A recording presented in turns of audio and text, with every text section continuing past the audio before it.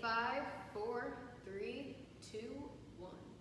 Hello, everybody. On today's podcast, we'll be discussing about the war on drugs and its role in international security.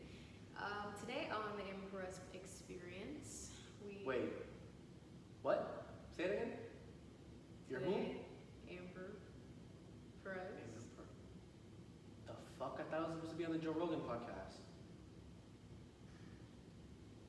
Where are we? Where are we at? The Amber Perez Experience, But where are we? What, is this not California? Florida. Fuck. No Joe Rogan. No, you didn't know? No Jamie. Who? Oh, fuck. Alright, whatever. We're gonna have to get this through. Okay, so. Nice to meet Nice to meet you. you. Tell me about yourself. Where are Okay, you so from? my What do you name is- study? My name is Steven Romero. I'm from North Bergen, New Jersey, but lived in Central Florida most of my life. I currently attend the University of Florida. I'm majoring in international studies focused in Latin America, but I'm also trying to pursue a certificate in international relations. Nice. Thank you so much. So I see you've got a pretty cool introduction. It looks very familiar to someone's podcast that I was desperately hoping that I was going to be on. Oh no, that doesn't have. We weren't inspired by anybody. No? No. Really? Pretty original. All right. Yeah. All right, so today we're going to be talking about the war on drugs. Now, why the war on drugs? I feel like the war on drugs has many dimensions and levels that have to pertain with international security and the way that we perceive international security in the 21st century. So, why the war on drugs? For those who don't know, I'm going to give a very brief, very condensed history of the war on drugs because this history extends back to the 1800s, but I'm going to try to condense it to Richard Nixon and beyond. So, 1971, Richard Nixon declares the war on drugs. He begins by really enforcing really harsh policies and heavy criminalization of marijuana, heroin, cocaine in the United States. And there are elements of racial biases when it comes to this whole war on drugs, and very complicated topic, but again, we're trying to condense it so we can relate it to what I've learned in international security. So again, Nixon, 1971, and then in 1973, the DEA agency is formed. What is the DEA agency?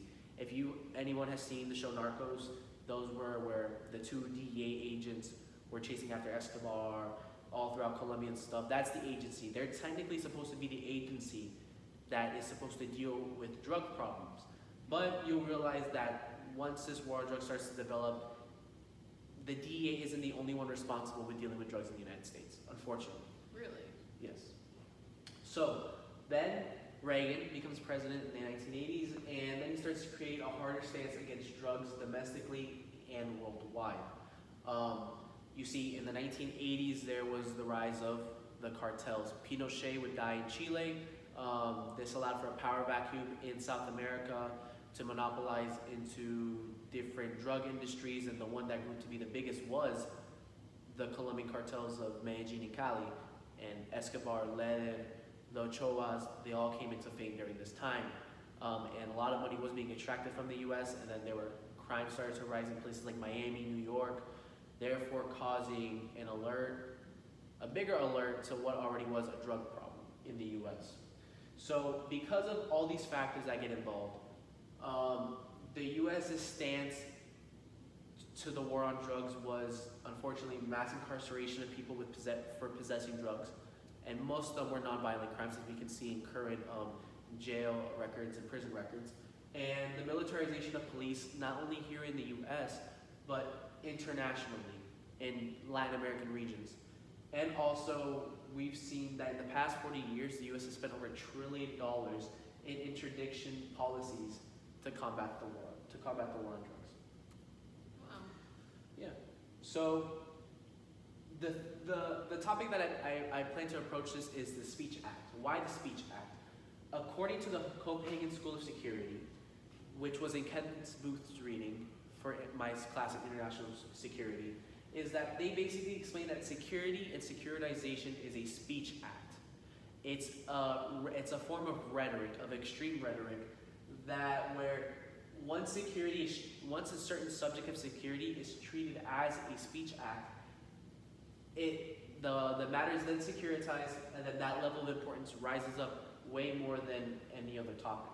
So if a very important political leader says that this is the problem, this is the enemy, then that will rise in importance compared to any other problems that could be going on within the state. And then obviously this becomes a way for political agendas to be pushed. There's more news coverage, resources, funding, advocacy, everything that has to do to make sure that this topic is the topic that's being combated in terms of international security. And we can see this when President Nixon says, and I quote, "America's public enemy number one in the United States is drug abuse." He says it right there and then, that drugs is the enemy of the state, is the enemy of public number one. Now,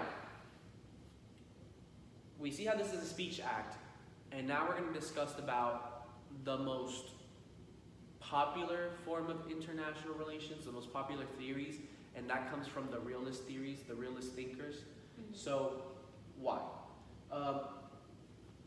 To a realist, the notion of security is strictly related to state versus state. So, basically, U.S. versus Russia, U.S. versus China, China versus Japan. You know, that the globe is created and each country has their own sovereignty. And because of this, there is no true leader. They don't believe in the legitimacy really in the United Nations because the UN can only do so much. Every country is given their own sovereignty. So because of this, they believe that there is a disparity in power around the world. And this is very defended by Waltz's readings, how he explains what realist values and theories and ideas are. And then he says that because the state behavior is driven by factors of fear, uncertainty, and desire to survive, because of the fact that there's no one powerful leader in the world, that there's no hegemon, that a certain level of power, all states have a certain level of power, and that power is determined by the outcome. And by obtaining military capability, technology, strategies, everything, that is what determines that power and authority in that anarchical international system. Really? Yes. So, now how does this relate to the war on drugs? We've realized that throughout the readings in our semester that this state versus state behavior was very common during the Cold War. The Cold War was the United States versus Russia, a power of ideology, a power of showing off who has more technology. And then there were proxy wars that were fought in between countries post-World War II. But once the Berlin Wall fell and then the Cold War ended, you know, countries started, then there were certain other world problems that started to develop. There was the conflict between non-state actors, NGOs. There was other more approaches and forms of security that not so much have to do with state versus state. And the drug war was one of these where basically the drug war, if the enemy is the cartel, they're not a state. Those are non-state actors. Those are people that basically work within their own realm of society within the state, and they are challenging the power of an actual state. So the U.S. would see that a cartel like the Medellin cartel, you know, they're not the state, they're not Colombia, but they're part of, they are a entity in a space within the state that is causing this security threat to the United States. So what do? They use realist tactics, realist ideas of how to deal with this. Because a war has been declared, usually a war is state versus state. But now in this 21st century, and since post the Cold War, we've realized that we can basically declare a war on anything that's not a state. The war on terror, the war on drugs, the war on this. You know, that's where this Speech Act comes in with a combination of realist values. Therefore, what happens during the war on drugs? There is this mass militarization on the domestic and foreign front. You see the United States started passing really hard, strict policies of incarceration, for possession, for trafficking. Like for example, they had and then also militarization of the police. They started to blur the lines between domestic police authority authority and military. Really? Military should be more on the international side, but because of the war on drugs, they've somehow been able to combine the two. According to the Defense Authorization Act of 1990, it created the 1208 program, and because of this, the Department of Defense, was able to transfer aircraft, armor, riot gear, and surveillance equipment and weapons to state agents and agencies. Therefore, local law enforcement were allowed to use military technology to fight the war on drugs. And then also the DEA began to work with 350 different state and local law enforcement agencies for training. So now basically the DEA has been manifesting their job and role of fighting the war on drugs has been manifested into a domestic front with all law enforcement. Now they have the capability and the authority to go in and arrest people basically for just simple marijuana possessions when it's not something that should be that criminalized. But we'll keep it straight to facts, and not so much my opinion on this podcast. And then also we can see this form of militarization on the foreign front. The Merida Initiative was an initiative between the United States and Mexico to reduce the flow of drugs and violence that was going on in Mexico in the early front of the 21st century, basically 10, 15 years ago. Well, the U.S. basically, they funded over $2.4 billion to Mexico for this Merida Initiative. But their funding wasn't going towards rehab. It wasn't going towards anything that could basically help the person. It was more on militarization, expanding military powers in Mexico, more guns, more aircraft, more helicopters, more tanks. And therefore, because the Mexican government took that approach, when you take such a violent approach against drug cartels, they tend to fight back even harder. Therefore, that's why that area of violence during the 2006 period of that presidency to on is going on, because their political stance on fighting the war on drugs was to keep arresting and keep fighting and keep using force against these drug cartels, and these drug cartels retaliated by just killing more people, executions, mass murders, rapes, and kidnappings. Fighting fire with fire. Fighting fire with fire doesn't get you anything, exactly. So you can also see this in Plan Colombia. Plan Colombia was initiated before the Merida Initiative. Plan Colombia was probably the most expensive thing the United States has done in terms of fighting the drug cartel. Escobar had just died, and then the Cali cartel came to rise, but then they didn't last as long as the Medellin cartel. So the United States is able to negotiate with Colombia this plan called Plan Colombia, and it was to invest a bunch of money into the country to stop the production of cocaine. But what that did was that kept on injecting money into more aircrafts, tanks, guns, basically military things. Therefore, that didn't really do much to reduce cocaine production at all within Colombia. And that's why, Colombia, although there's not cartels like they were back in the 80s or 90s, their drug productions are still up. There's still a lot of drugs being produced. But then, that has its own depths and levels and stuff. And then also we can see this around the world. We saw this in Africa where the United States funded $60 million to the West African Corporation Security Initiative.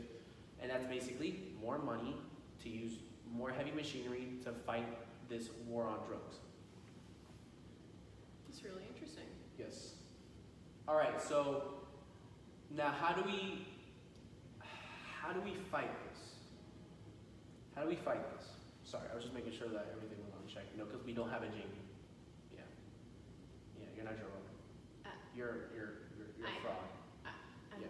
not. Okay. Anyway, so human security approach. This is another topic that we've discussed about in my international security classes, that we've seen that it's not a state versus state problem as so much as it was back in the 1900s. So how do we approach these problems that are not so much state versus state, like drug violence, the drug war, the drug problem? Well, according to Axworthy, he explains that basically human security approach is a transformation of the security ideology from just state, these state problems, to that of people, of human. Like, if I am the individual is secure, then basically there's no reason for me to either partake in any anything that's violent or anything that's hurtful to others, and therefore and also nothing could be a threat to me because my security has been provided. Now, of course, there have been other scholars that have fought this notion of human security because what they're trying to say is how can you make everyone's human security a priority? Then that means there's no priority. That means everyone has to be taken into account. But you got to understand that at the end of the day, international security, state security, the whole point is to protect the people. So when, the interest of the state can be put over the interest of the people as well. So the human security approach, I think, is the best way to combat these new world problems. The drug trade, terrorism, climate change, health problems. It has to be a human security approach in order to solve these modern problems. So therefore, the drug problem entails human security. So there was a country in Europe, Portugal, in 2001 decriminalized all drugs. As in, you weren't going to jail for possession of drugs. Now, did that mean that drug distribution and sales and cartels were legal? No. They would still be criminalized. But the people who were consuming the drugs would not go to jail for it. The most would be a citation, a ticket. So what does this do? Basically, the Portuguese government realized that the drug problem is a health problem, not a form of criminalizing people, because those who are addicted, that's a health problem. Therefore, what they began to do was initiate a bunch of medical offices and clinics where drug addicts can come in a controlled environment. They can administer their own dosage of drugs, whatever they need, heroin, coke. And through this way, that would help them reduce the amount of drugs they would consume every clinic visit. Really? And therefore, their addiction would be subdued. Now, this has shown prominent results within Portugal with significant reduction in overdose, crime, addiction, and surprisingly, the manifestation of STDs has reduced in the past since 2001 in Portugal. And that's another thing that we don't seem to take into account, that the war on drugs also basically relates to a health security issue in the notion of STDs. Because obviously, shared needles and a needle that's not clean, you can pass on infected blood, and then you can be infected with an STD virus or anything like that. So therefore, if we're able to take that health approach and make drug consumption more transparent in the medical community, we can also take away that other factor. And we've talked about how in some of our readings that health problems, health security is just as important as a warfare between two countries, because if there's an AIDS epidemic, if there's an Ebola epidemic, if there's anything, that can cause major damages economically, socially, politically in a country. That can wipe out whole populations, cause problems in the infrastructure of the medical system, everywhere. It's a big disaster. So if you can somewhat deal with the drug problem through a health problem approach, then you can also kill two birds with one stone and reduce the actual health problem that is contracting STDs through drug use, because it is a prominent way into catching STDs. And that's what I wanted to talk about. We've talked about all these different theories about human approach, about the human security approach, about how realists view the drug war, how they've been able to do this. We're talking about drugs before you change the subject. Did you hear about the raccoon and that squirrel or something that they found behind the trash can in New York City, on DMT or something? No? No. Just me? Yeah, just you. Anybody else? There's no one else here. How do you know? That's very low budget, isn't it? You don't know my budget. Anyways, so just to reflect, we've talked about how the history of the war on drugs. We've talked about how it manifested, how it happened in modern times. We've talked about how it became a speech act, and we've talked about the complexity of it, that although realists wanted to approach it the most realist way possible was declaring war, militarization, mobilization, it's not that easy, because those that they were combating were non-state actors. And how can you're Cold War tactics of state v. state be used on non-state actors, and how can that be deemed effective? Therefore, we talked about the human security approach. We've talked about how, we can expand the definition of security and what needs to be secured, and how we can make other topics besides militarization and state v. state problems on the higher ends of a referent in international security. So that's all I wanted to talk about today. It's really interesting. Thank you so much. Thank Thank you for having me. Although I wish I had Joe Rogan. Thank you for having me. Who invited this guy?